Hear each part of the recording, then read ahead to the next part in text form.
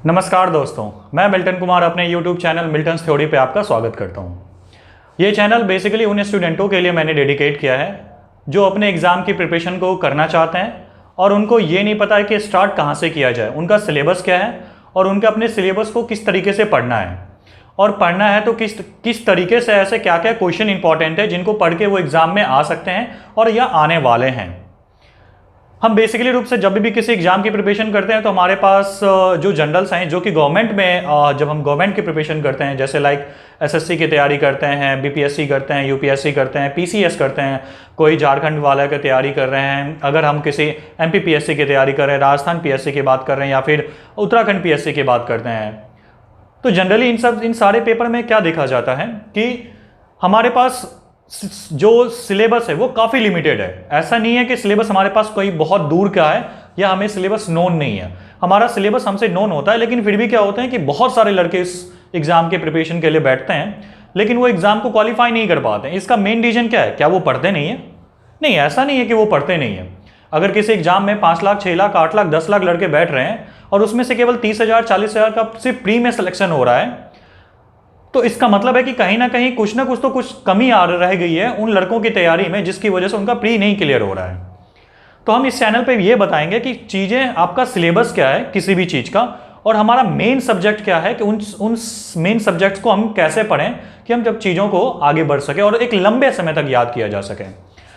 तो किसी भी कंपटीशन को पढ़ने के लिए बेसिकली 4 से 5 सब्जेक्ट होता है। जैसे मैं रेलवे की बात कर रहा हूँ, बैंकिंग की नहीं बात कर रहा हूँ, मैं बेसिकली रेलवे की बात कर रहा हूँ, एसएससी की बात कर रहा हूँ, जहाँ पे जो है हमारा एक सिलेबस है और उसी चीज़ को हम कैसे डिस्कस करते हैं। चलिए आज हम उसको हम डिस्कस करना स्टार्ट करते हैं। हमें सबसे पहले क्या होता है कि हमारे सिलेबस में 4-5 चीज़ें होती, 4-5 ऐसे टॉपिक्स हैं, 4-5 ऐसे सब्जेक्ट हैं जिसके बारे में हमसे पूछा जाता है। पहला टॉपिक क्या हमसे पूछा जाता है? अब ये टॉपिक तो सबको पता है कि यहाँ से आप कभी कहीं भी किसी भी जगह में आप भी अपने आप को बुक खोलते होंगे तो आपको भी पता होता है कि ये आइडिया, आपको भी ये आइडिया होता है कि अरे ये हमारा हिस्ट्री का सब्जेक्ट है, ये भूगोल है, ये हमारा विज्ञान है, ये हमारा राजनीतिक विज्ञान है और ये हमारा करंट समसामयिकी है, हमें करंट अफेयर्स है, हमें ऐसे पढ़ना है। लेकिन हमें कैसे पढ़ें कि हमें वो लंबे समय तक याद रहे। याद करने की बात हमारे लिए इंपॉर्टेंट ये नहीं है पढ़ना, हमारे लिए इंपॉर्टेंट ये है, महत्वपूर्ण ये रखता है हमारे लिए कि हम उन चीज़ों को कैसे याद करें और लंबे समय तक याद करें। तो मैं यहाँ पे जो बेसिकली है सारे टॉपिक को एक एक करके डिस्कस करूंगा और किस टॉपिक में क्या क्या टॉपिक, सब टॉपिक हैं और उन सब टॉपिक को हम कैसे पढ़ें कि वो याद रखा जा सके। तो हम सबसे पहले इस चैनल पर जो बात करेंगे वो इतिहास की बात करेंगे। इतिहास में हमारा क्या क्या आता है, कि हमारा आधुनिक इतिहास में क्या कहता है, हमारा मध्यकालीन भारत का इतिहास क्या कहता है, या प्राचीन भारत के इतिहास में हमारे में क्या क्या लिखा हुआ है। और सभी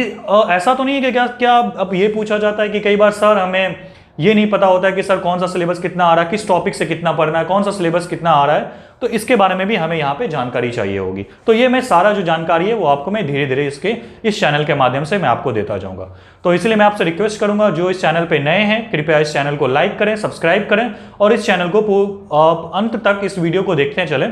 ताकि आपके और लाइक करने से, क्योंकि आपके लाइक करने से हमें मोटिवेशन मिलता है।